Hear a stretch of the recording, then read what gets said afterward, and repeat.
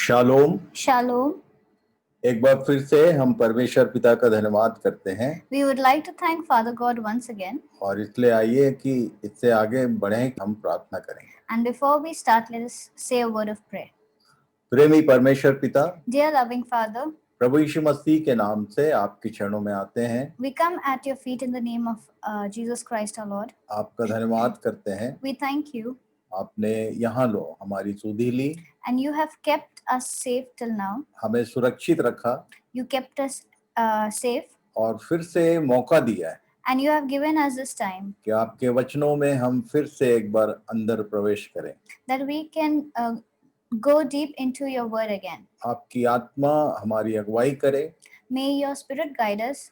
हम अपने जीवनों को, We give our lives, सारे इक्विपमेंट्स को all the equipments, और जितने पार्टिसिपेंट्स हैं सबको आपकी चरणों में सौंपते हैं। and all the participants we give at your feet. हम सबके जीवन से आपके नाम को महिमा मिले। May your name be glorified through our lives. आपकी इच्छा हमारे जीवन से पूरी हो जाए। May your will be done through our life. ये प्रार्थना हमारे प्रभु यीशु मसीह के नाम से मांगते हैं। We ask this in Jesus Christ our Lord. आमीन। Amen. फिर से आप सबों का इस संध्याकालीन अध्ययन में स्वागत है। We would like to welcome you again in the evening Bible studies. और जैसा कि बीते दिनों में जब हमने विटनेस के लिए एक सेशन रखा था, And in the previous days, we had a session for witnesses. और तब हमारी एक आदरणीय बहन है, उनने एक टॉपिक सजेस्ट किया था। And a very dear sister of ours suggested a topic. Family, परिवार के ऊपर कुछ अध्ययन कराया जाए। Something related to family.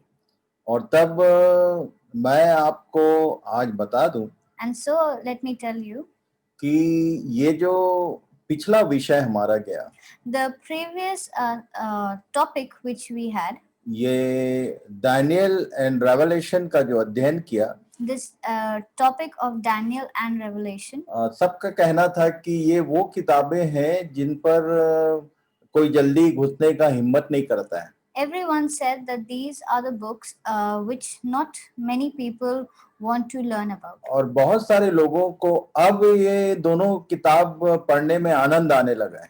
And many people are now enjoying these two books क्योंकि बहुत सारी चीजें क्लियर हो गई। because a lot of things are cleared.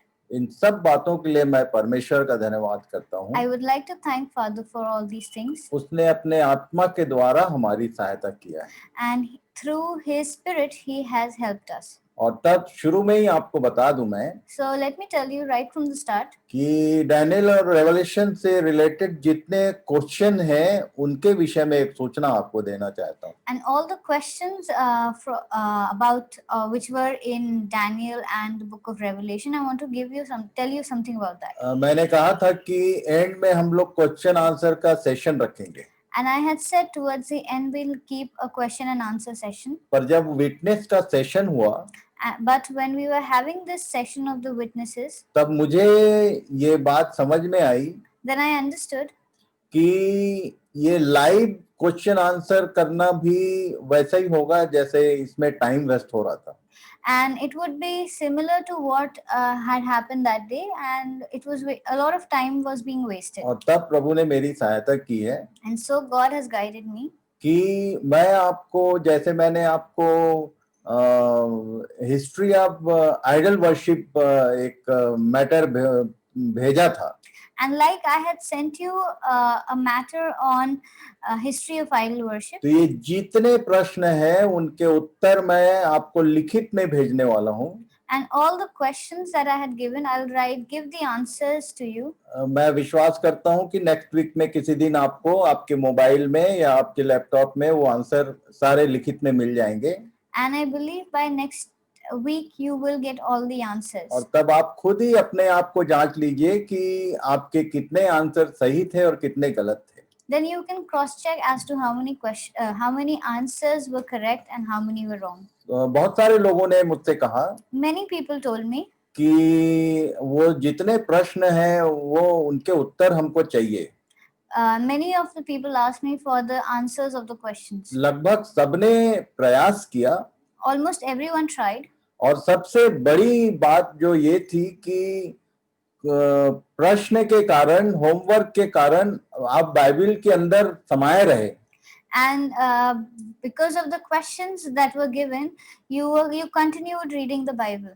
और तब मैं ये कोशिश कर रहा हूँ कि अर्लियर हम आपको लिखित में सारे प्रश्नों का उत्तर भेज देंगे। And so I'm trying that as soon as possible you will get the answers.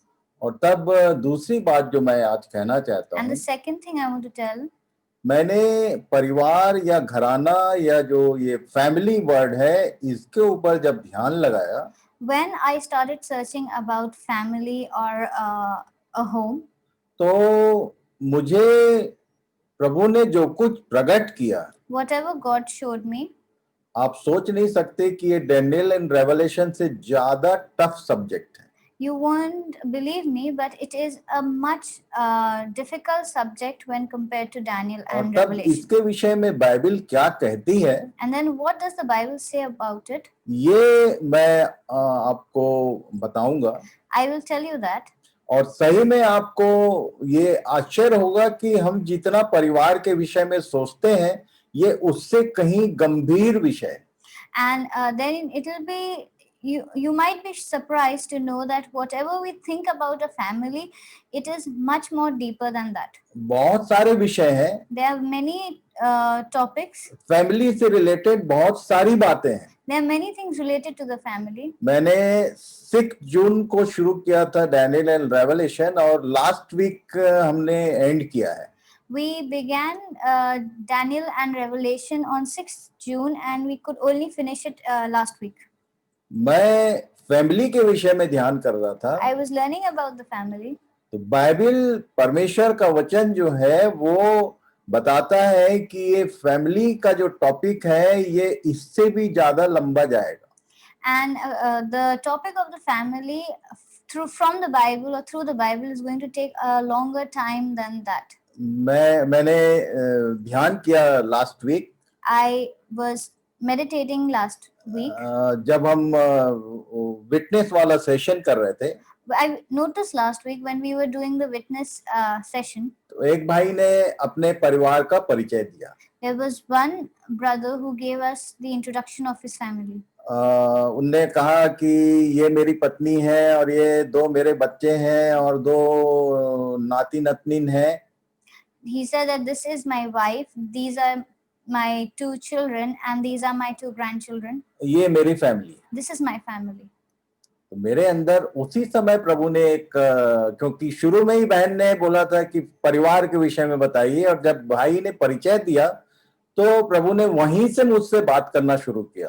And because the sister told us to keep the topic as family, and when this brother had answered or when he had introduced his family, then God immediately gave me a hint about this.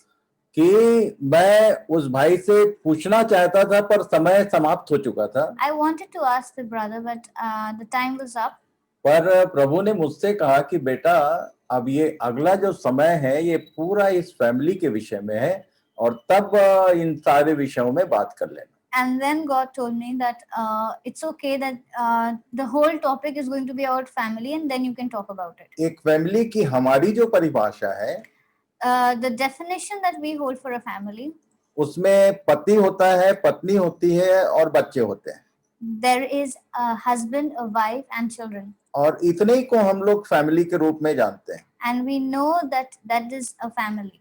आपने इन दिनों में, जबकि बिहार में चुनाव हो रहा है, These days when there is the voting process going on in Bihar, बहुत सारे इवेंट्स में ये एक शब्द जो हिंदुइज्म का है उसको मंत्री लोग और विपक्षी लोग भी दोनों इन एक शब्द को यूज करते हैं।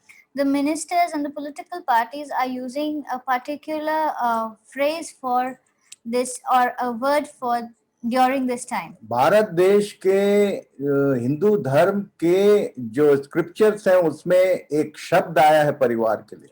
There is a word that is used in the Hindu scriptures for the word family. Vedas का आउटपुट है वासुदेव कुटुंबकम। ये पूरा जो सृष्टि है ये परमेश्वर का परिवार है। And the word that has come out from the Vedas is which it means that this whole universe is the family of God, और ये बाइबल सम्मत सत्य है. and this is a truth from the Bible. पूरा संसार में जितने मनुष्य हैं वो परमेश्वर के परिवार में आते हैं. All the humans of the world are a part of God's family. गर्भ का जो फल है वो परमेश्वर का दिया हुआ भाग है, ऐसा लिखा है. And the fruit of the womb is the fruit given by God. तो ये परिवार की जो परिभाषा है ये केवल क्रिश्चियन लोगों के लिए या यहूदियों के लिए नहीं है, ये सारे संसार के हर धर्म के लोगों के लिए है. And the definition of family is not only for the Christians and the Jews, it is for all the people of the world. जब मनुष्य की परमेश्वर ने रचना की, When God created humans, तो उसने कहा था कि फूलो फलो और पृथ्वी में भर जाओ. He said, "Be fruitful and spread all over the world." तो ये विषय आगे आएगा, इसको अच्छे से मैं समझाऊंगा जो प्रभु ने मुझसे कहा है. And this topic will come as we proceed, and I'll explain it well then. पर जिन लोग वासुदेव कुटुंबकम कहते हैं उन लोग को ये जो सच है इसको ये लोग सब मिला के झूठ बनाने पे तुले हुए हैं. And when they say the Vedic words, they usually are trying to prove something else, which is false. खासकर भारत देश के लोगों के लिए एक ये विषय है. आप अपने हिंदू फ्रेंड्स को भी इस अध्ययन में इस बार शामिल कर सकते हैं. And this is a topic which can include your secular friends also. कि ये संसार जो है, ये जो मानव जाति है, ये कैसे एक घर के हो सकते हैं. That how all humans can be a part of the same family. आप ध्यान कीजिए, Take note, परमेश्वर ने हमको बुलाया God called us कि हम सत्य को जाने that we could know the truth और हम सत्य को औरों को बताएं. and that we can express or tell the truth to the others. उनके प्रार्थना के अनुसार हम जानते हैं कि उन्होंने स्वीकार किया हुआ है कि हम सत्य में नहीं हैं, हमको असत्य से सत्य में ले चलो.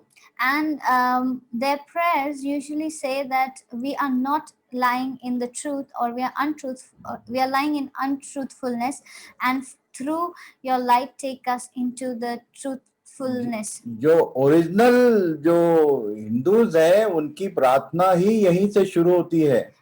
And the Hindus, their prayers start from this.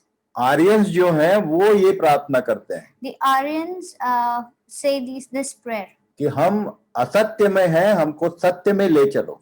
that we are lying in untruthfulness and take us and show us the right truth. उनके अंदर ये बात है कि वो सत्य को जानना चाहते हैं और पाना चाहते हैं. And they have this in them, that they want to know the truth and want to gain the truth. Bible ये बताती है कि सारी मानव जाति एक परिवार है. And the Bible says that all humans are one family. बहुत सारी बातें हैं जिसको समझना बहुत जरूरी है, तभी आप दूसरों को समझा सकते हैं. And there are many things which are important for us to learn, and only then can we understand. परमेश्वर का हमारे साथ जो निकटतम संबंध है वो पिता और बच्चों का है. And the closest relation we have with God is of a father and a child. और तब यीशु जो है उसने इब्रानियों की पत्री में लिखा हुआ है कि वो अपने आप को भाई कहने से नहीं लजाता. And in Hebrews it's mentioned that Jesus does not shy away from him being called the brother. वो परमेश्वर का इकलौता पुत्र है और उसमें होकर हम भी उसके पुत्रत्व को प्राप्त करते हैं. He is the only son of God, and through him we also get the sonship. पर कुछ बातें यहाँ पर देखना पड़ेगा. But there are few things we need to see. आप ध्यान कीजिए. Please pay attention. पिता है पर माता नहीं है. There is a father, but there is no mother. कुंवारा बाप है वो. He is a single father. उसका बेटा भी कुंवारा बेटा था. And his son is also single. और तब ये आगे की लाइन जहां से मैं आज एंटर करने वाला हूं उसके विषय में आपको बताऊंगा. And from where I'm going to start the topic, let me tell you about that. कि इस बीच में परमेश्वर और सत्य के बीच में बहुत सारी समस्याएं हैं, जिसके कारण ये एक परिवार जो है वो कई टुकड़ों में बट गया। And between God and the truth, there are a lot of things because of which this whole family has been broken into various parts. आप ध्यान कीजिए, You can see हम लोग अपने परिवार का परिचय देते हैं। when we introduce our families, परिवार की इकाई है पति और पत्नी, the oneness of the family is the husband and wife, और उसके बाद बच्चे, and then the children. उसके बाद बहुत सारी वो एक वृक्ष के समान ये फैलता है। And then it spreads like a tree. पति और पत्नी ही एक नहीं है। When the husband and wife are not one, बच्चों के साथ माता पिता का मन एक नहीं है। the children and the parents, they are not aligned. ये सब का कारण क्या है? What is the reason for this? तो मैं आपको बता दूं, Let me tell you. ये फूट डालो और राज करो, ये जो सूत्र है ये शैतान का है। Divide and rule is the best way Satan uses it. और इसीलिए आज का जो विषय है वो हमारे पिछले टॉपिक और फैमिली के बीच का ब्रिज बनने वाला है। And then today's session is going to be like a bridge between the previous and the coming sessions or बहुत topics. बहुत जरूरी है कि हम इस बात को समझें और सावधान रहें, ताकि आगे के अध्ययन में आप कहीं पर कंफ्यूज ना हो। And this is important for us to know so that in the coming days we are not confused with the topic. पति और पत्नी के बीच में जो लफड़े होते हैं उसका कारण यहाँ वहीं से शुरू करेंगे। And why is there always a struggle or problem between the husband and wife? We are going to start from there. Family के विषय में जाने से पहले ये बीच का एक विषय आज शुरू कर रहा हूं मैं।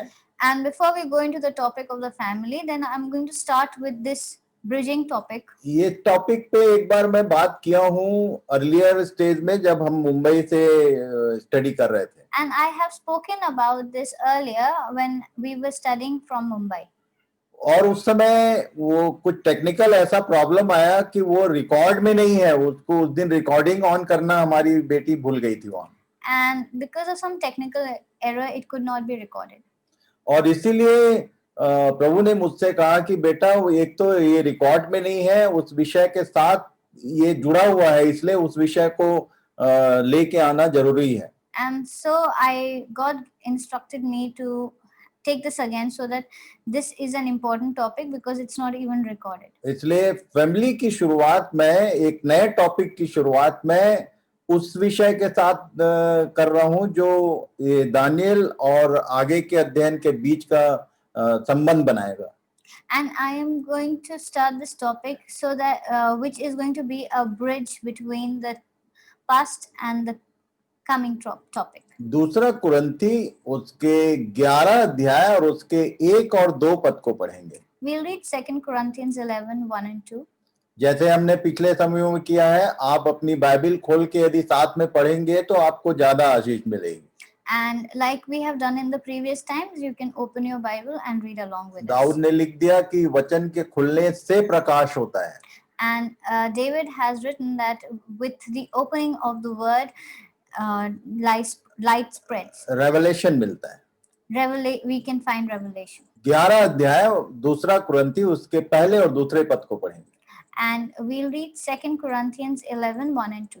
पौलुस कह रहा था, Paul said, यदि तुम मेरी थोड़ी मूर्खता सह लेते तो क्या ही भला होता। हाँ, मेरी सह भी लेते हो, क्योंकि मैं तुम्हारे विषय में ईश्वरीय धुन लगाए रहता हूं, इसलिए कि मैंने एक ही पुरुष से तुम्हारी बात लगाई है कि तुम्हें पवित्र कुंवारी की नाई मसीह को सौंप दूं। I wish you would bear with me in a little foolishness. Do bear with me, for I feel a divine jealousy for you, since I betrothed you to one husband to present you as a pure virgin to Christ. आपको मैं अभी बता रहा था I was just telling you कि परमेश्वर की पत्नी नहीं है, God has no wife. वो हमारा कुंवारा बाप है। He is our single father. और उसके बेटी की शादी नहीं हुई थी यहाँ। and his son was not married yet, जो हमारा प्रभु है यीशु, उसने शादी नहीं की थी। and Jesus had not married. और तब यहाँ लिखा है कि कलीसिया के विषय में कह रहा है कि मैंने एक ही पुरुष से तुम्हारी बात लगाई है कि तुम्हें पवित्र कुंवारी की नाई मसीह को सौंप दो। And here Paul is saying that I have betrothed you to one husband to present you as a pure virgin to Christ. कुंवारा बाप, कुंवारा बेटा और कुंवारी लड़की, A single father, a single son, and a single lady. Virgin father, A virgin father, a virgin son, and a virgin girl. ये तीन की बात हो रही है। There are these three things which are being spoken about. आपको मैं बता दूं कि यीशु का जन्म भी कुंवारी लड़की के माध्यम से हुआ। And even Jesus was born through a virgin. ये सब बातें क्यों आई हैं, आगे अध्ययन में आपको इंटरेस्ट आएगा, इसलिए मैं अभी से इन सारे पॉइंट्स को आपके सामने रखा हूं। And why are these things spoken about? We will learn as we proceed, but I'm keeping these things in front of you so that you can mark and note them. तो यहाँ ये कह रहा है कि मैंने तुम्हारी मंगनी की है उसके साथ। And here he is saying that I have got you engaged to him. पवित्र कुंवारी की नाई मसीह को सौंप दूं, इसके लिए धुन लगाए रहता हूं, बोल रहे हैं। And that I can present you as a pure virgin to Christ. I keep thinking and praying about that. आगे क्या लिखा है? Then it says, परंतु मैं डरता हूं कि जैसे सांप ने अपनी चतुराई से हव्वा को बहकाया, वैसे ही तुम्हारे मन उस सिधाई और पवित्रता से जो मसीह के साथ होनी चाहिए कहीं भ्रष्ट न किए जाएं। यदि कोई तुम्हारे पास आकर किसी दूसरे यीशु को प्रचार करे जिसका प्रचार हमने नहीं किया, या कोई और आत्मा तुम्हें मिले जो पहले ना मिला था, या कोई सुसमाचार जिससे तुमने पहले ना माना था, तो तुम्हारा सहना ठीक होता। But I'm afraid that as the serpent deceived Eve by his cunning, your thoughts will be led astray from a sincere and pure devotion to Christ. For if someone comes and proclaims another Jesus than the one we proclaimed, or if you receive a different spirit from the one you received, or if you accept a different gospel from the one you accepted, you put up with it readily enough. मैं आपको बता दूं यहाँ पर, Let me tell you, ये लिखा है सांप ने अपनी चतुराई से हवा को बहकाया। it says that the serpent deceived Eve by his cunning. और चतुराई से हवा को बहकाया तो कोई बहुत लंबा चौड़ा बात नहीं किया। And he did not say a very long, he did not talk too much to Eve when he was, उसने केवल एक फल की बात की थी he had just spoken about a fruit जिसके विषय में परमेश्वर ने आदम और हवा को मना किया था। for which God had told Adam and Eve not to have. आप ध्यान से पढ़ना 3 अध्याय उत्पत्ति को, If you read Genesis 3 carefully, कि उसने केवल इसको मेंटल डायरेक्शन दिया, that he just gave a mental direction to Eve. और तब वो 6 पद में, 3 के 6 पद में यदि आप पढ़ेंगे तो लिखा है कि जब स्त्री ने देखा, And then if you read Genesis 3:6, and it says that when Eve saw, तब उसके दिमाग ने काम करना शुरू किया। then in her mind became active and it started working. आप देखना कि हम जब कोई एक्शन करते हैं तो पहले माइंड काम करता है। And if you see, when we are going to do something, it's the mind which talks, which starts working first. सांप ने हवा के माइंड को एक्शन में ले आया। The serpent made Eve's mind work. मैं आपको बता दूं, Let me tell you, केवल एक फल था जिसने इनको परमेश्वर की संगति से दूर कर दिया। it was just a fruit which had removed them from the presence of God. ये पौलुस क्या बोलना चाहता है What is Paul trying to say? कि ये जैसे सांप ने चतुराई से हवा को बहकाया, वैसे ही तुम्हारे मन उस सिधाई पवित्रता से जो मसीह के साथ होनी चाहिए कहीं भ्रष्ट ना किए जाएं। That just like the serpent had deceived Eve by his cunning, your thoughts may be led astray from a sincere and pure devotion to मेरे Christ. पास बहुत सारे वीडियोस आए हैं I have a lot of videos. और मैं थोड़ा थोड़ा करके उसको डालूंगा. I will put a few and then make the main दो video. 3 मिनट का वीडियो है There are videos of 2 to 3 और इसलिए minutes, उसको मैं आधे घंटे का पैच बना के लोड कर रहा हूँ. and that is why I'm making it in combining it into a 30-minute video and loading it. क्या है कि रिकॉर्डिंग में किसी का वॉल्यूम कहीं ज्यादा है, किसी का कम है, ये सबको मैनेज करके मैं लोड कर रहा हूँ. In the recording, someone's volume is high, someone's is low.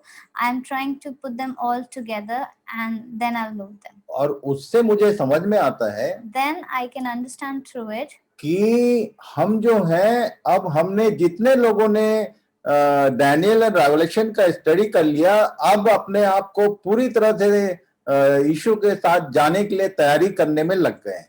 that because we've done the study of Daniel and Revelation, we have prepared ourselves to go with Christ. जैसे पौलुस कह रहा था कि कुंवारी कन्या की नहीं, तो अब हम लोगों ने मन लगा लिया है कि अब हम किसी भी तरह व्यभिचारियों में शामिल नहीं होंगे.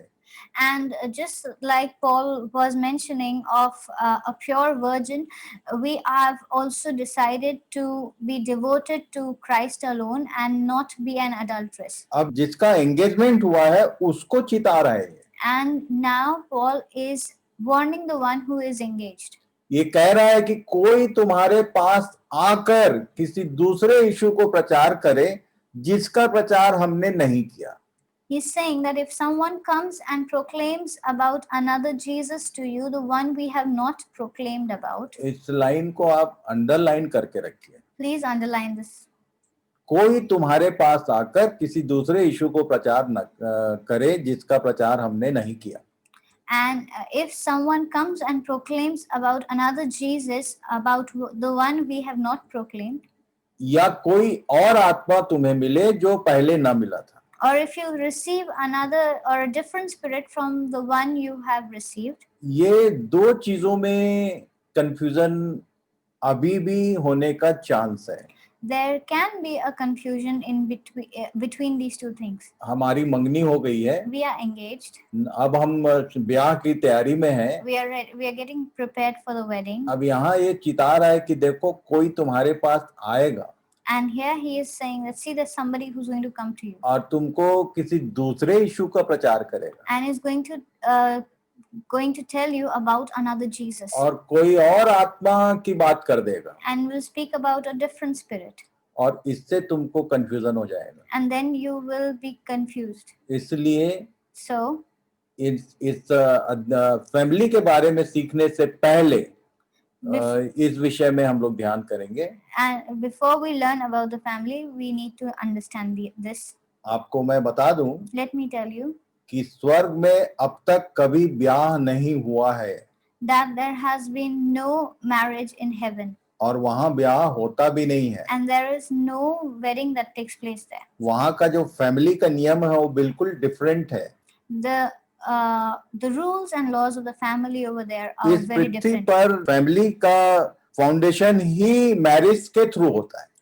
And on earth, the foundation of a family is through a wedding. दो जन जब जोड़े जाते हैं तब एक नया परिवार बनता है. When two people come together, then a family starts. अब स्वर्ग के बारे में भी लिखा है, हमने पढ़ लिया And now it's written about heaven, and we've read कि वहां भी ब्याह होने वाला है. that there is going to be a wedding over there. ये सब चीजों को हम देखेंगे. We will see all this. पर मैं आपको बता दूं But let me tell you कि वो फर्स्ट एंड लास्ट मैरिज है स्वर्ग में जो होने वाला है.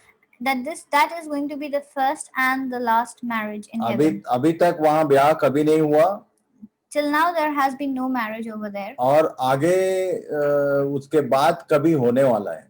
And then it won't ever happen. तो इस विषय को आप गंभीरता पूर्वक ध्यान से सुनना तो सारा बात समझ में आएगा. So please pay attention and listen so मैं that you जब understand better. फैमिली के विषय में प्रभु मुझको प्रकाश दे रहा था When God was revealing to me about the family. तो मैंने देखा कि ये दानियल और रेवलेशन ये दोनों से ज्यादा कठिन विषय है। That this is a more difficult topic than that. उसमें तो मैंने केवल कनेक्टिविटी बनाया और आपको सब चीज समझ में आ गया। I just connected it and it was easy for you to understand. और तब उसमें डेट्स के अनुसार पूरी चीजें लिख दिया है उसने, उसमें कोई चीज कठिन नहीं है। अब आपको लग रहा होगा कि अब दानियल और प्रकाशित वाक्य के बारे में सोचना या बात करना बहुत कोई कठिन बात नहीं है। And historically it is very accurate, so it's not difficult to connect the dots. पर इस विषय में But in this topic, ये जो फैमिली वर्ड है the word family, ये बहुत कठिन है। it's very difficult. इसको हम लोग ध्यान से समझने का प्रयास करेंगे। We will try to understand this इससे properly. पहले कि मैं फैमिली वर्ड के भीतर आऊं, Before I start with family, ये एक वार्निंग है आपके लिए, this is a warning एक चेतावनी है आपके लिए कि इस विषय में अब आप सावधान रहना, that please be aware of this, क्योंकि हम लोग सब उस स्वर्गीय परिवार में जाने वाले हैं। because we are all going to be a part of the heavenly family. और शैतान कभी नहीं चाहता कि ज्यादा लोग वहां जाए, ज्यादा लोग उसके साथ आग की झील में जाएं, ये उसकी इच्छा है। And Satan doesn't want more people to go in heaven. He wants more and more people to come along with him in hell. और इसीलिए ये जो कोई तुम्हारे पास आकर, तो ये शैतान है जो किसी न किसी में होकर ये काम करता है। And that is why it is Satan who works through somebody so that he can bring everyone into the lake of fire. कोई ना कोई तुम्हारे पास आएगा और तुमको दूसरा रास्ता दिखा जाएगा। There might be someone who will come along and show you another way. इन दिनों में जो सेरेमोनियल बातें होती थी चर्चेज में, ताला लग गया है। And these days, when we used to have the ceremonial activities in church, but it's all locked. और ऑनलाइन में सारा काम शुरू हो गया। And everything has started online. और मैं कई बार कई ऑनलाइन को जाने का प्रयास किया। And many a times I wanted to join an online service. फिर मैंने ये बात देखा, And then I saw उस यीशु का प्रचार जो हमने कभी नहीं किया। they were talking about Jesus we never saw. Example के लिए आपको बता दूं, For example, let me tell you. कि यीशु ने अपने काम के लिए कभी भी चंदा मांगने का विषय में बात किया ही नहीं। Jesus never asked for any charity or money for his ministry. उसके मिनिस्ट्री के लिए कुछ लोग देते थे। People used to give for his ministry. उसने उनको मना नहीं किया। He never said no. पर उसने अपने मिनिस्ट्री के लिए कुछ किसी से मांगा कभी नहीं। But he never asked anyone for his ministry. यदि कोई प्रचार के नाम से पैसा मांगता है तो ये उस यीशु का प्रचार नहीं है। If somebody is asking you for money in the name of Jesus, then that is not the true ministry. पहली बार भी मैंने बताया था। I had said this earlier also. फिर से रिपीट कर रहा हूँ। Let me repeat. कि यदि कोई आपके पास आए और आप बड़े आदर सहित उसको कुछ देते हैं प्रचार के लिए, ये अलग बात है। पर कोई आके कहता है कि मैं ये काम कर रहा हूँ, ये काम करना है, इसलिए मुझको पैसा चाहिए, ये बाइबल सम्मत नहीं है। If somebody comes to you and preaches to you and you offer them money from your side, then it's a different thing which is acceptable. But if somebody comes to you asking for money that I am planning to do such and such thing, so I require funds and alms, then that is wrong. दान के विषय में बहुत ही दूसरी बातें पौलुस ने समझाया। Paul has explained different things about alms. और किस चीज के लिए दान देना चाहिए इसके बारे में भी सारा चीज वो बताया। And why and for what things should alms be given, he has explained that too. यदि वो समय आएगा तो उसके विषय में भी बताऊंगा। And when the time comes, I will explain about that. मेरा एक सब्जेक्ट हुआ करता है how to give and how to use. I have a subject which I tell about how to give and how to use. आपको अपने मन से कुछ भी करने का परमिशन बाइबल नहीं देती है। The Bible does not give anyone permission to do anything from their own mind. यदि आप कुछ देना चाहते हैं उसका भी नियम उसने लिखित में रखा है, और यदि आप उसको यूज करना चाहते हैं तो उसका भी नियम बाइबल में लिखा हुआ है कि कैसे यूज करना है। If you want to offer or give something, then how to give or what to give is also mentioned in the Bible, and if you want to use those funds or use the money, then that is also mentioned in the Bible. कई बार इसके कारण, इन ये अज्ञानता के कारण हम कुछ भी करते हैं और आशीष के बदले श्रापित होते हैं. And sometimes because of less knowledge or no knowledge or in ignorance we do these things, and we are not blessed or we are cursed instead of being blessed. प्रभु ने उपाय किया है. God has given a provision. आप खोजिए. You must find it. Bible देने के विषय में और उसको यूज करने के विषय में क्या बोलती है, इसको ढूंढिए, आपको मिलेगा. What does the Bible say about giving, taking and using? If you find, you'll find it in the Bible. पहला तिमोथी उसके 4 अध्याय उसके 1 और 2 पद में लिखा है. In 1 Timothy 4:1 and 2 it says, आत्मा स्पष्टता से कहता है कि आने वाले समयों में कितने लोग भरमाने वाली आत्माओं और दुष्ट आत्माओं की शिक्षाओं पर मन लगाकर विश्वास से बहक जाएंगे, या उन झूठे मनुष्यों के कपट के कारण होगा जिनका विवेक मानो जलते हुए लोहे से दागा गया है. Now the Spirit expressly says that in later times some will depart from the faith by devoting themselves to deceitful spirits and teachings of demons, through the insincerity of liars whose conscience are seared. इन बातों को याद रखना. Please keep these in mind. बल्कि ये सब आप underline कर लीजिए. You can underline these. आत्मा एकदम क्लियर बता रहा है कि ऐसा होगा. The Spirit says that this is going to happen. और यही वो समय है जो हो रहा है. And this is the time when all this is taking place. दूसरा तिमुथियुस 4 अध्याय उसके 1 और 2 पद को पढ़ेंगे. We'll read 2 Timothy 4:1 and 2. पौलुस तिमुथियुस को लिख रहा था. Paul was writing to Timothy. ये तिमुथियुस जो था वो मिनिस्ट्री में था. And Timothy was into ministry. और उसको पौलुस जो है वो उसको एडवाइस कर रहा है. And Paul was advising him. परमेश्वर और मसीह यीशु को गवाह करके जो जीवितों और मरे हुओं का न्याय करेगा, उसे और उसके प्रकट होने और राज्य की सुधि दिलाकर मैं तुझे चिताता हूं कि तू वचन को प्रचार कर, समय और असमय तैयार रह, सब प्रकार की सहनशीलता और शिक्षा के साथ उलाहना दे और डांट और समझा. I charge you in the presence of God and of Christ Jesus, who is to judge the living and the dead, and by his appearing and his kingdom preach the word, be ready in season and out of season, reprove, rebuke and exhort with complete patience and teaching. अपने एक शिष्य को वो चिता रहा है. He is warning his disciple. उसका कारण ये था कि पौलुस बहुत अच्छे से जानता था उस समय भी और अभी तक गलत शिक्षा देने वाले लोग कलीसिया के भीतर पाए जाएंगे. And Paul knew very well that a lot of people who will be teaching false things will be there that time and will also be now. और तब वो कह रहा था कि तू वचन को प्रचार कर और समय और असमय तैयार रह, सब प्रकार की सहनशीलता और शिक्षा के साथ उलाहना दे, डांट और समझा.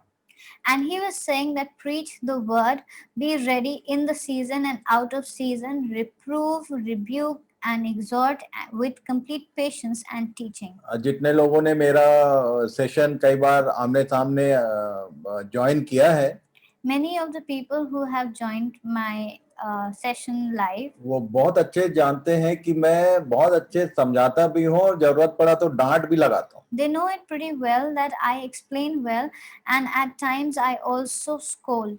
परमेश्वर के जन ने ये बात कही थी इसलिए. Because a person of God had said this. और तब उसके 3 और 4 पद में लिखा है. Then in verses 3 and 4 it says, क्योंकि ऐसा समय आएगा कि लोग खरा उपदेश न सह सकेंगे, पर कानों की खुजली के कारण अपनी अभिलाषाओं के अनुसार अपने लिए बहुतेरे उपदेशक बटोर लेंगे और अपने कान सत्य से फेर कर कथा कहानियों पर लगाएंगे.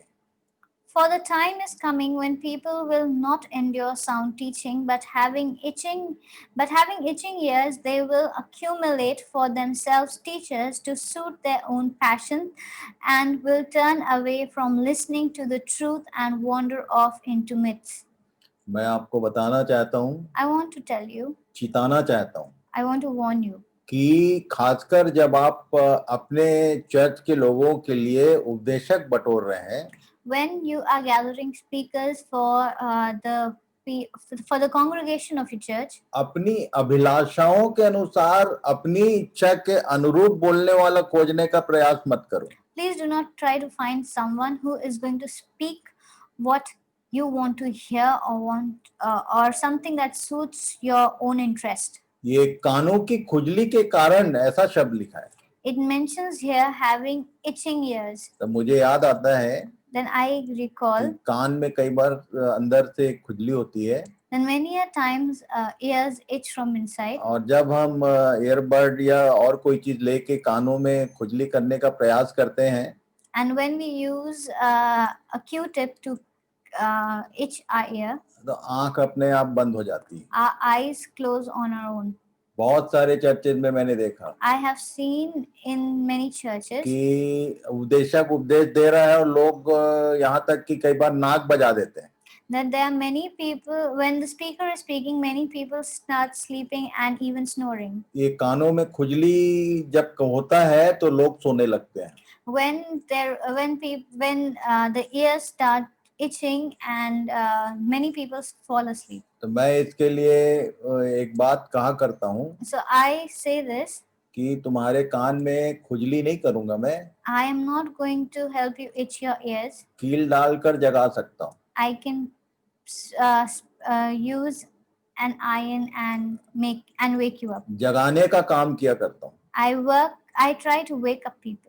और इसलिए आप अपने इर्द गिर्द जो भी कर रहे हैं या जो हो रहा है उसको ध्यान दीजिए. टाइम कम है हमारे पास. And what all is happening around us, we should pay attention to that because we have very less time. कथा कहानी मत सुनिए. Please, we should not go in for listening stories and myths. परमेश्वर के वचन पर ध्यान दीजिए. We must concentrate on the word of God. इस विषय में ये जो मैंने शेयर किया था पहले, यहाँ से शुरू करेंगे हम. And I had shared this before. We'll start from this. मत्ती 24 अध्याय उसके 3 पद में कुछ लिखा हुआ है. It is mentioned in Matthew 24:3. It's mentioned. जब वह जैतून पहाड़ पर बैठा था तो चेलों ने अलग उसके पास आकर कहा कि हमसे कह कि ये बातें कब होंगी और तेरे आने का और जगत के अंत का चिन्ह क्या होगा.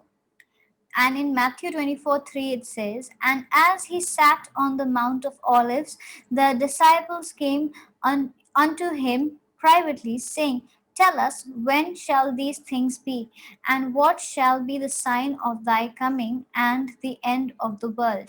जैसे हम घर में बैठे हैं Just like we sit at home और किसी का इंतजार कर रहे हैं, and we are waiting for someone to तो come, कुछ थोड़ा सा भी आहट होता है and as soon as we hear a little sound, तो हम सोचते हैं कि वो आ गया. we think that the person has come. अभी सारे विश्वासियों का ये दशा है And this is the condition of all the कि believers, संसार में जो कुछ हो रहा है, that whatever is happening in the world, जो नॉमिनल क्रिश्चियंस हैं उनको तो कोई मतलब नहीं, the nominal Christians, they do not believe in this. और जो अन्य जाति हैं, अनबिलीवर्स हैं, उनको वो बेचारे ये सब जानते ही नहीं.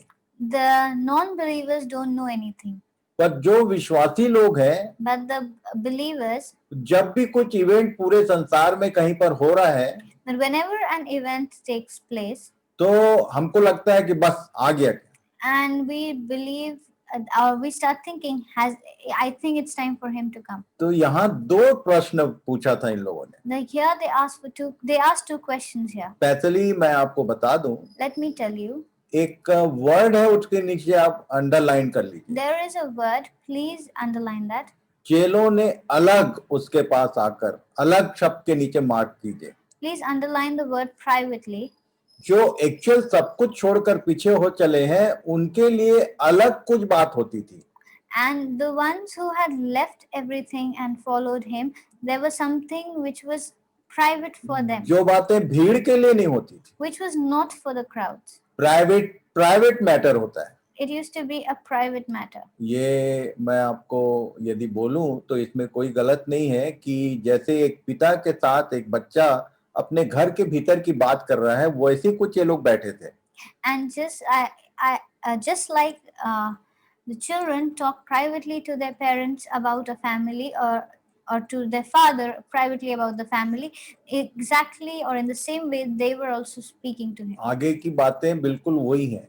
And then it is the same. ये उसकी जो फैमिली है उनसे जो उसका हमारा जो बड़ा भाई है जिसने कहा कि मैं औरों को भाई कहने से लजाता नहीं, वो कह रहा था। And this is the elder brother who says, I don't shy from others being called my brothers. He was saying, उसने परमेश्वर को हमेशा अपना पिता कहा, he has always called God his father. और हमको भी उसने उससे इंट्रोड्यूस कराया कि हम भी उसके लेपालक पुत्र ठहरे। And he introduced us to him so that we are the adopted children. हम भी उनके बच्चों में शामिल हैं। We are also the children. और तब एक बड़ा भाई जिम्मेदारी से अपने छोटे भाइयों को समझा रहा था। And then with responsibility the elder brother is explaining to the young जब ये लोग ones. जानना चाहते थे कि ये बातें कब होंगी और तेरे आने का और जगत के अंत का चिन्ह क्या होगा। And when they wanted to know that when will these things be, and what will be the sign of your coming, दो बातें पूछ रहे थे लोग। and these are the two things they were asking. ये जो इवेंट्स हैं, ये बहुवचन है, ये इवेंट्स जो हैं ये कब होंगी। And he was asking about these events or these things, when will they take place. ये यहाँ आप ध्यान कीजिए, ये प्लूरल नंबर में है। If you see, this is in plural. और जो दूसरी बात है वो singular number. And the second thing is in singular. तेरे आने का और जगत के अंत का क्या चिन्ह होगा। What will be the sign of your coming and the end of the world? और ये वो पूछ रहे थे। And they were asking this. तब यीशु ने बताया। Then Jesus answered. 24 के 4 और 5 में लिखा है। In Matthew 24:4 and 5 it says. यीशु ने उनको उत्तर दिया। Jesus answered them. सावधान रहो, कोई तुम्हें न भरमाने पाए, क्योंकि बहुत से ऐसे होंगे जो मेरे नाम से आकर कहेंगे कि मैं मसीह हूं, और बहुतों को भरमाएंगे। See that no one leads you astray, for many will come in my name, saying, I am the Christ, and they will lead many astray. इस बात को समझने का प्रयास कीजिए। Please try to understand this. कि जब ये लोग उसके विषय में पूछ रहे थे कि जगत का अंत तेरे आने का क्या चिन्ह होगा, तो यहाँ उसने इवेंट्स भी बताए और क्या होगा वो भी बताया। And when they were asking him about the signs, then he told, and the events, he said, answered both of them in that line. पहले ये बातें जो कहा उसके विषय में पहले देखेंगे। And what he said about those things we'll see first. 6, 7, 8 in verses 6 to 8. मत्ती 24, 6, 7, 8 में ये लिखा है। It is mentioned in Matthew 24, 6 to 8. तुम लड़ाइयों और लड़ाइयों की चर्चा सुनोगे, देखो घबरा न जाना, क्योंकि इनका होना अवश्य है, परंतु उस समय अंत न होगा, क्योंकि जाति पर जाति और राज्य पर राज्य चढ़ाई करेगा, और जगह जगह अकाल पड़ेंगे और भूडोल होंगे। ये सब बातें पीड़ाओं का आरंभ होंगी। And you will hear of wars and rumors of wars, and see that you are not alarmed, for this must take place, but the end is not yet.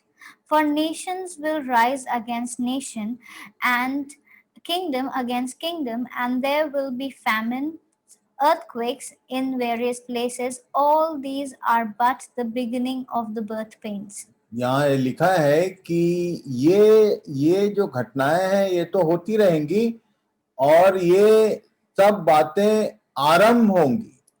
And here he says that these are the things which will take place. These are normal things which will take place, but these are all the beginning of the birth pains.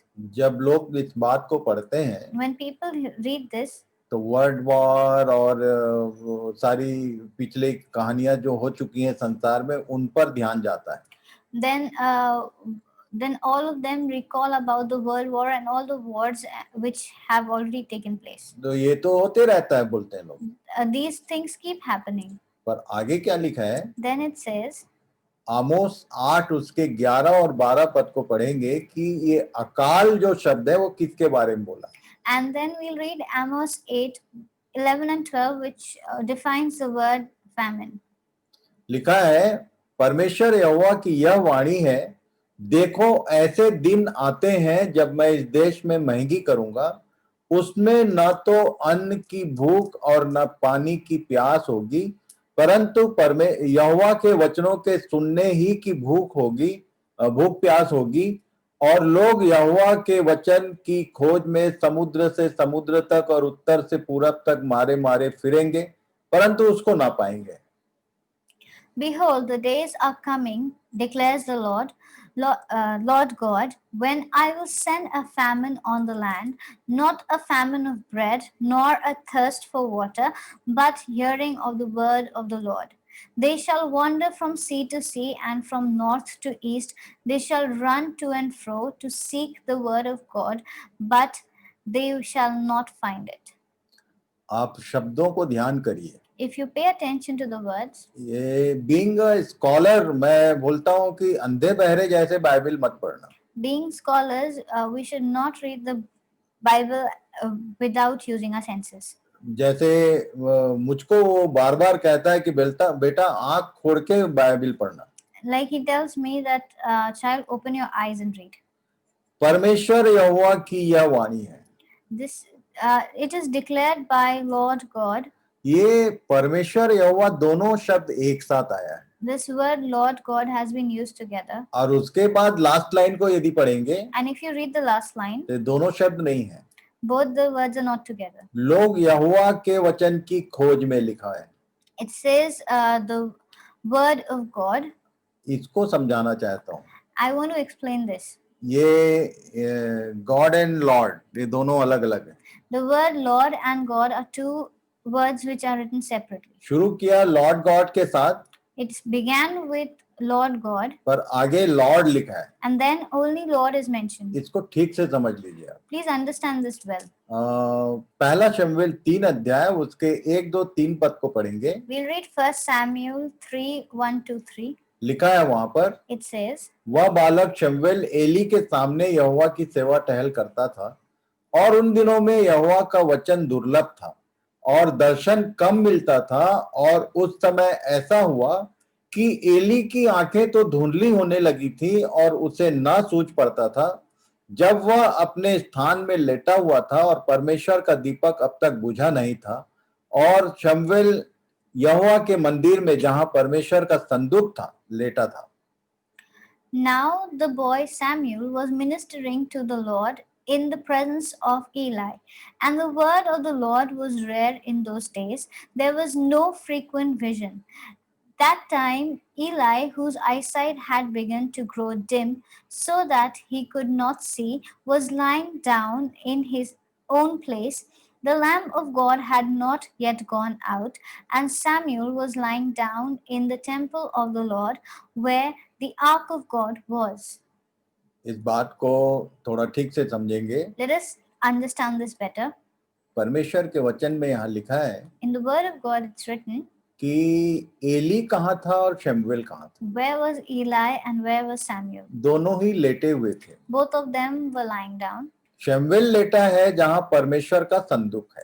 Samuel was lying down where the ark of God was. और Eli जो है वो अपने स्थान में जहां उसका अपना कमरा था वो वहां है. And Eli was in his own room where he usually laid. और तब पहले पद में लिखा है, Then in the first verse it says, मैं इसके विषय में सोच में इसलिए पड़ गया I was lost in this thought कि परमेश्वर के संदूक के पास शमूएल लेटा हुआ है. that Samuel is near or lying near the ark of God. ये संदूक की कहानी क्या है? What is the ark of God? इसको मैं बता देता हूँ. मैं इसको होमवर्क देने वाला था, पर ये आपको समझा देता हूँ. I was going to give you this as a homework, but let me explain. जब परमेश्वर ने अपने उंगलियों से लिखे हुए पत्थर की 2 पटिया मूसा को दिया तो उसको संदूक बनाने के लिए कहा. When God had written with his own hands on 2 tablets of stone, he instructed Moses to make an ark. तो उस संदूक में और कुछ नहीं था, परमेश्वर का लिखित में वचन था जो पत्थर के 2 पटियाओं पर लिखा हुआ था. The ark had nothing but the written word of God, which God had written himself. लिखे हुए वचन के पास शमूएल लेटा है. That Samuel had laid down or was lying down near the written word of God. पर पहले पद में लिखा है, But in the first word it says उन दिनों में यहोवा का वचन दुर्लभ था और दर्शन कम मिलता था. that though in those days the word of God of Lord was rare, and there was no frequent vision. ये word of Lord and word of God, इसको ध्यान करना है. The word of Lord and word of God, we need to learn that. मैंने आपको एक pick भेजा हुआ है. I have sent you a picture. मेरे ख्याल से आपने नोट किया होगा. I hope you have noted it. क्योंकि उसके बिना ये नहीं समझ में आया. Because without that, we won't understand. ये मेरे लिए खोज का विषय था कि आखिर ये लिखा है कि यहोवा का वचन दुर्लभ था, जबकि शमूएल जिसमें परमेश्वर का वचन लिखित में रखा हुआ है वो वहीं लेटा हुआ है. Then how can the word of God be rare when Samuel was lying just next to the word of God? यहाँ लिखा है कि वो वचन दुर्लभ है और उसके कारण दर्शन नहीं था लोगों के पास. And here it says that the word of Lord was rare in those days and there was no frequent vision. जबकि शमूएल एक बालक जो है वो परमेश्वर के संदूक अर्थात लिखित में जो वचन है उसके पास लेटा हुआ है. And then it actually Samuel is lying down near the written word of God. ये इसका भेद समझा दूं मैं. Let me explain you Eli को परमेश्वर ने बाईपास कर लिया. that God did not think about Eli and he had left him behind. Eli कौन था? महायाजक था. And Eli was the high priest. और ये बच्चा कौन था? 7 पद को पढ़ लेना. And who was this child? You can read verse 7. उसके विषय में लिखा है कि ना तो वो यहोवा को जानता था, ना कभी उसने उसकी आवाज सुनी थी. And that he did not know God and he had never heard his voice. और एक मुख्य बात है, उसको अंडरलाइन कर लीजिए. And there's an important thing, please underline. लिखा है कि ये दोनों लेटे हैं. It says that both of them were lying down. शमूएल जो है वो ऑन ड्यूटी है, वो मंदिर में संदूक के पास है. That Samuel was on duty and he was near the ark of God. एक लाइन है, उसको आप अंडरलाइन कर लीजिए. There is a line, please underline it. परमेश्वर का दीपक अब तक बुझा नहीं था. The lamp of God had not yet gone out. ये लेटने का समय है. This is the time to lie down. दोनों लेटे हुए हैं. Both of them are lying down. मान लीजिए 12 बजे रात को किसी के घर की लाइट जल रही है. सारे सोसाइटी में सारे घर के लाइट बंद है. And you imagine that in somebody's house a light is open at around 12 or midnight while everybody else's house the lights are off. सोने के समय में जब सबके घर में अंधेरा है, एक घर में उजाला है. That at the time of sleeping, when there is darkness in everybody's home, but there is one house which is lit up. इसका मतलब एक व्यक्ति है जो कोई इमरजेंसी काम में लगा हुआ है, सो नहीं रहा है. This means that there is someone who is working on something urgent and is not sleeping. परमेश्वर का दीपक बुझा नहीं है का मतलब है कि परमेश्वर काम कर रहा है. And the lamp of God had not yet gone out means that God was working. परमेश्वर काम कर रहा है और एली महायाजक अपने स्थान में है. And God is working, but Eli is in his own place sleeping. पर परमेश्वर काम कर रहा है और एक बच्चा बालक है, उसको परमेश्वर के विषय में ज्यादा कुछ मालूम नहीं है, वो संदूक के पास लेटा है. But there is a child who doesn't know much about God is lying near the ark of God when the lamp of God had not yet gone out. इसलिए परमेश्वर ने उस बच्चे को आवाज दिया. And that is why God called out to that child. आज मेरे पास विटनेस का जो वीडियो मैंने निवेदन किया है उसमें एक छोटे बच्चे 12 साल के एक लड़की का, एक बच्ची का वीडियो आया. And the videos I have requested you today, I got a video of a 12-year-old child. मैं बोल सकता हूँ कि वो बच्ची शमूएल की तरह जागरूक है क्योंकि परमेश्वर एक्शन में है. And I can say that that girl is like Samuel, who is awake and because God is working. मैंने अक्सर देखा चर्चेज में I have seen in churches कि जब परमेश्वर के वचन का समय आता है तो बच्चों को लोग बोलते हैं कि तुम लोग जाओ दूसरे कमरे में चले जाओ. that when it is a time of learning about the word of God, many people usually send their children to another room. ये फिरौन ने मूसा से कहा था. This is what the Pharaoh had told Moses. तुम लोग कौन लोग हैं जो आराधना करना चाहते हो पहाड़ पर जाकर, ये पूछा था. Who are you people who want to go and worship God on the mountain? और उसने बोला कि तुम लोग पुरुष चले जाओ और अपने बच्चों और स्त्रियों को यहीं छोड़ जाओ. He said, let all the men go, but leave the women behind. आप याद रखिए, यदि अध्ययन के समय में बच्चों को यदि आप बाहर रखते हैं तो आप फिरौन वाला काम उसकी आज्ञा मान रहे हैं. Please remember that if you keep your child out or away from the word when the word of God is being preached, then you are doing what Pharaoh had said. Word of God and word of Lord में फर्क क्या है? What is the difference between the word of God and word of Lord? ये जो Bible की नामक पुस्तक है हमारे हाथ में जो है वो लिखित में रखा हुआ एक वचन है. The Bible that we have is the written word of God. तब एक बात क्वेश्चन है, एक प्रश्न चिन्ह होना चाहिए आपके पास कि आप परमेश्वर के वचन को पढ़ते तो हैं पर परमेश्वर के वचन ने कभी आपसे बात किया है? So there should be something in your that should come in your heart, is that we read the word of God, but do we hear the word of God? मैं आपको विटनेसेस भेजते जा रहा हूँ. कई लोगों ने इस बात को कहा कि प्रभु ने इस बार हमसे बातचीत किया. I have the testimony of many people, and they have said and testified that God has spoken to us. हम पहले बाइबिल पढ़ते थे पर इन दिनों में हमारा बाइबिल पढ़ने का वे बदल गया कि अब हम सुनते हैं. And then we used to read the word of God earlier, but now we hear the word of God. So इस विषय में प्रभु आपकी सहायता करे. So God help and guide you. कि आपके पास यदि लिखित में वचन है और एली जैसे आप अपने बातों में बिजी हैं तो परमेश्वर आपको कभी आवाज नहीं देगा. That even if you have the written word of God and if you are busy like Eli was, God is never going to call. और पौलुस ने इसी से संबंधित एक और चेतावनी दिया. And Paul has warned regarding something similar. दूसरा थिस्सलुनीयों उसके 2 अध्याय और उसके 9 और 10 पद को पढ़ेंगे. We'll read 2 Thessalonians 2:9 and 10. यहाँ लिखा हुआ है, It says, उस अधर्मी का आना शैतान के कार्य के अनुसार सब प्रकार की झूठी सामर्थ और चिन्ह और अद्भुत काम के साथ और नाश होने वालों के लिए अधर्म के सब प्रकार के धोखे के साथ होगा, क्योंकि उन्होंने सत्य के प्रेम को ग्रहण नहीं किया जिससे उनका उद्धार होता.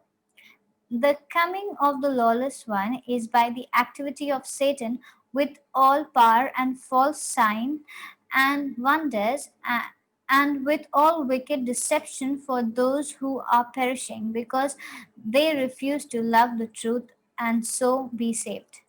एक बेटी की गवाही सुना मैंने. I heard the testimony of a daughter. मैं बहुत ही आनंदित हुआ. I was very happy. वो न्यू कन्वर्ट है. She has recently converted. और उसने कहा है, मैंने भेजा हुआ है आपको, आप शायद सुन चुके होंगे. And I have sent it, maybe you've heard it. कि उसने कहा, that she said, मैं यीशु को पहले डॉक्टर के रूप में जानती थी. I used to believe that Jesus is a doctor. अब मेरा विचार बदल गया, अब मैं उसके विषय में ठीक से समझ सकी. But now my thinking has changed and now I can understand about him well. ये शैतान है जो झूठी सामर्थ, चिन्ह और अद्भुत के काम प्रकट करता है. It is Satan who presents all powers and false signs and wonders. इसके साथ पूरा दुनिया भाग रहा था. And along with him the whole world was running. जितने ज्यादा लोग जमा होते हैं उतना ज्यादा बड़ा प्रचारक कहा जाता है. The number of people, if they are more, then the preacher is known as a better preacher. बड़े बड़े हीलिंग क्रूसेड हो रहे थे. There were many healing crusades taking place. मुझको ये सारे क्रूसेड देखने से चुनाव में जो भीड़ अभी जमा हो रहा है वो मुझे दिखाई देता है.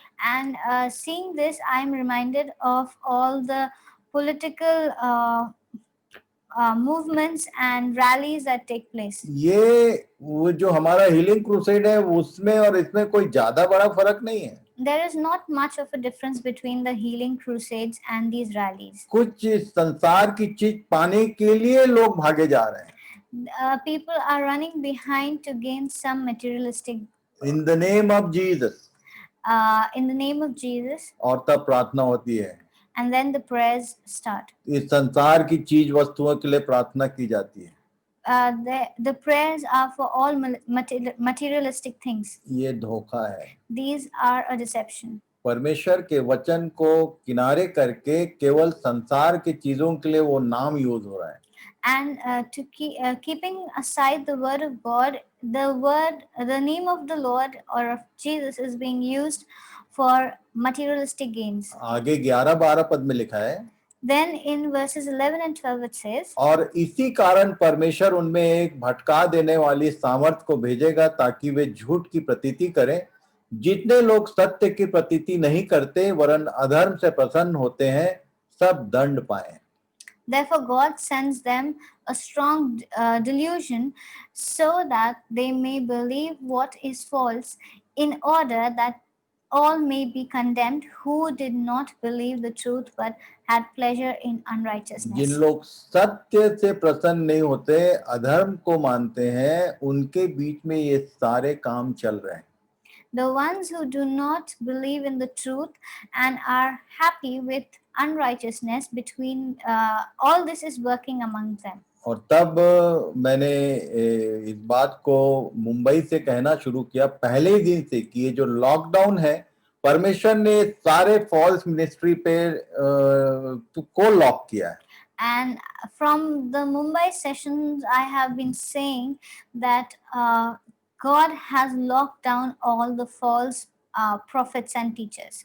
ये जो भरमाने वाले होंगे These deceivers, ये इनके लिए दो शब्द यूज किया. there are two words used: false prophet and false teachers.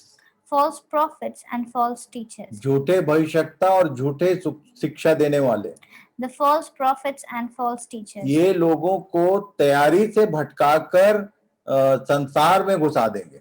These are the ones who are going to deceive people and move their focus from preparing for the Lord but go into worldly things. यीशु ने कहा था Jesus had said, कि तुम सावधान रहना be careful कि मेरे नाम से आएंगे. that they will come in my name, मैं मसीह हूँ. that I am the Christ. मैं आपको बता दूं Let me tell you, कि दुनिया में अभी तक मैंने एक भी आदमी ऐसा नहीं देखा है जो ये कहते हुए आया हो कि मैं मसीह हूँ. I have not seen a single person saying that I am the Christ. पर हर एक जन आता है ये कहते हुए कि यीशु ही मसीह है.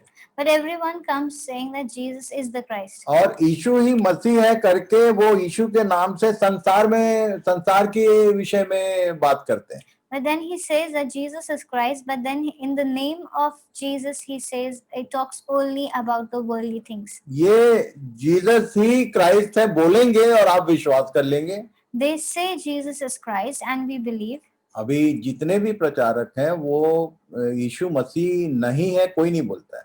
Now none of the preachers say that that Jesus is not the Christ. हमेशा वो कहते हैं कि यीशु ही मसीह है. They always say that Jesus is the Christ. But एक बात बता दूं मैं But let me tell you, कि यदि पाप के विषय में और धार्मिकता के विषय में और न्याय के विषय में एक व्यक्ति प्रचार नहीं कर रहा है तो लोग धोखा खाते हैं.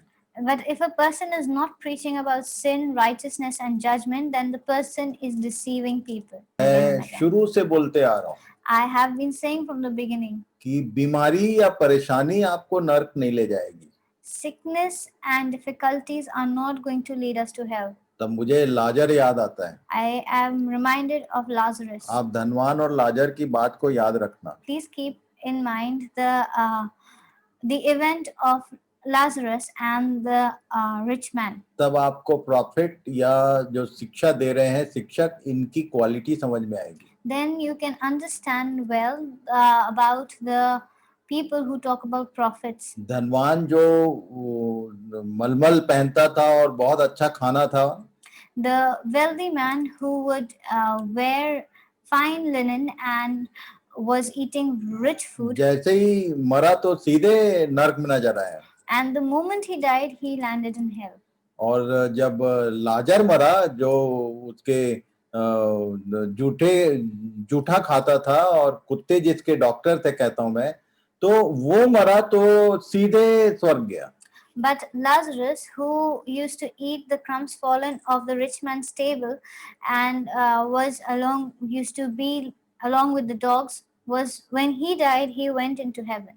आप कैसे लोगों के पास जा रहे हैं या कैसे लोग आपके पास आ रहे हैं, ये विषय में एकदम सावधान रहना.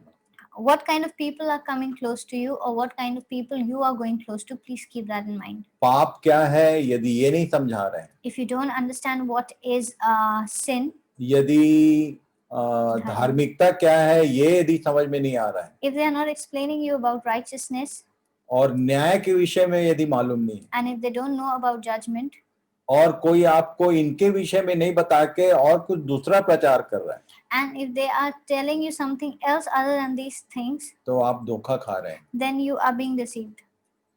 पाप से बचने का उपाय है धार्मिकता. To be saved from sin is to be righteous. और जो इस विषय में समझता है वो न्याय के दिन एक दिन विजयी होने वाला है. And the one who understands this will be victorious on the day of judgment. गिनती 14 अध्याय उसके 22 और 23 पद को मैं याद दिलाऊं आपको. Let me remind you Numbers 14:22 to 23. लिखा है कि ये सारे लोग लहू की छाप से छुड़ाए गए लोग थे.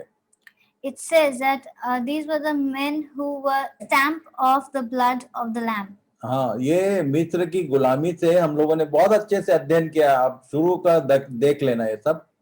And we have studied about this. You can read it and understand it well. यदि मैं दोबारा ये बता रहा हूँ तो ये समझ लेना कि ये कितना आवश्यक है हमारे लिए इस विषय में सावधान रहना. And if I'm telling again, then you must know that this is very important. लिखा है गिनती 14 अध्याय उसके 22 और 23 पद में. In Numbers 14:22 and 23, it's written, उन सब लोगों ने जिन्होंने मेरी महिमा मिस्र देश में और जंगल में देखी और मेरे किए हुए आश्चर्य कर्मों को देखने पर भी 10 बार मेरी परीक्षा की और मेरी बातें नहीं मानी, इसलिए जिस देश के विषय में मैंने उनके पूर्वजों से शपथ खाई उसको वे कभी देखने ना पाएंगे, अर्थात जिन्होंने मेरा अपमान किया है उनमें से कोई भी उससे देखने ना पाएगा. None of the men who have seen my glory and my signs that I did in Egypt and in the wilderness, and yet have put me to test these 10 times, and have not obeyed my voice, shall see the land that I swore to give to their fathers, and none of those who despise me shall see it. और तब उसके बाद उसमें ये सब बोलने का कारण क्या था, उसके 27 पद को बाद में पढ़ लेना. वहां पर एक स्पेशल हिंदी में वर्ड आया है. And then what and why was this the reason for saying all this? Then you please read verse 27 and you'll understand. There's a special word which has come in Hindi. दो काम ये लोग करते थे. These people used to do two things. बुड़बुड़ाते थे और कुड़कुड़ाते थे. These people used to mumble and grumble. आज ये आपके लिए पहला होमवर्क होगा. This is the homework. बुड़बुड़ाना किसको बोलते हैं और कुड़कुड़ाना किसको बोलते हैं. What is murmuring and what is grumbling? और इसके लिए एग्जाम्पल है. And the example here is गिनती 11 अध्याय उसके 4 और 5 पद को पढ़ेंगे. We'll read Numbers 11, 4 and 5. लिखा है, It says, जो मिली जुली भीड़ उनके साथ थी वह कामुकता करने लगी और इजरायली भी फिर रोने और कहने लगे कि हमें मांस खाने को कौन देगा. हमें वे मछलियां स्मरण है जो हम मिस्र में श्वेत मेत खाया करते थे, और वे खीरे और खरबूजे और गंदने और प्याज और लहसुन भी. Now the rabble that was among them had a strong craving, and the people of Israel also wept again and said, "Oh, that we had the meat to eat! We remember the fish we ate in Egypt that cost nothing, the cucumbers, the melons, the leeks, the onions and the garlic. ये जो लहू की छाप से निकले थे, These people who were saved by the blood, इन लोग केवल ये, मैं यदि एक शब्द में कहूं तो मसाले का जो मुंह में टेस्ट आता है, इसके कारण रो रहे थे और मांस और मछली के कारण कुड़कुड़ा रहे थे. these were the people who were grumbling and feeling bad because they were missing the taste of the food, of the spices that they had in Egypt. ये समय तैयारी का भी है This is a time to be prepared, और ये promised land में जाने के पहले का टेस्ट भी है. and this is the test before we go to the promised land. मुझे याद आता है I recall जब मैं बॉम्बे में था when I was in Mumbai, तो शायद एक दिन या 2 दिन हम लोग केवल पाव खा के हम लोग रहे थे. and I remember that we just ate pao, that is a bun, and we survived on that. हमारे पास खाने पीने को कुछ नहीं था. We didn't have much to eat. तब मुझे ये बात हमेशा याद आती है And then I recall this, कि जब आप स्वाद की बात करते हैं, that when you talk about the taste नमक, मिर्च और तेल, ये यहाँ तक का रिकॉर्ड रखता है. and how the salt and the spices and the oil, he keeps a record of everything. इसके कारण उन लोग को वो प्रतिज्ञा का देश प्राप्त नहीं हुआ.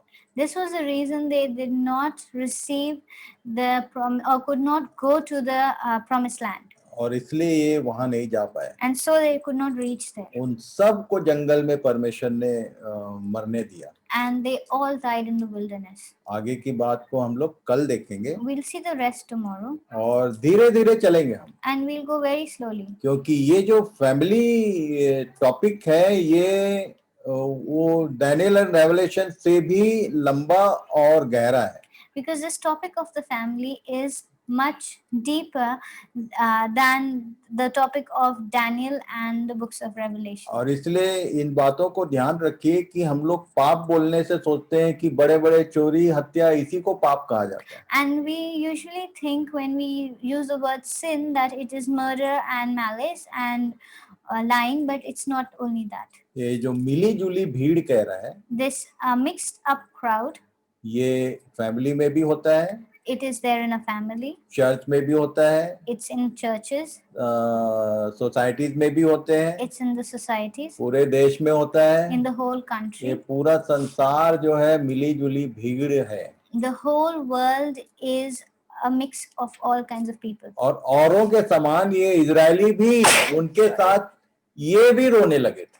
And along with them, even the Israelites started crying and weeping. कई बार संसारी लोग जो बात कहते हैं, Sometimes what the worldly people say, बिल्कुल वैसे ही हम जो आत्मिक कहते हैं, हम भी वैसे ही परेशान रहते हैं. and we are also worried in the same way even when we call ourselves spiritual. हम लोगों ने स्टडी किया We have studied कि एक ऐसा जगह होगा जहां ना रोग होगा, ना मृत्यु होगी, ना दुख होगा, ना विलाप होगा.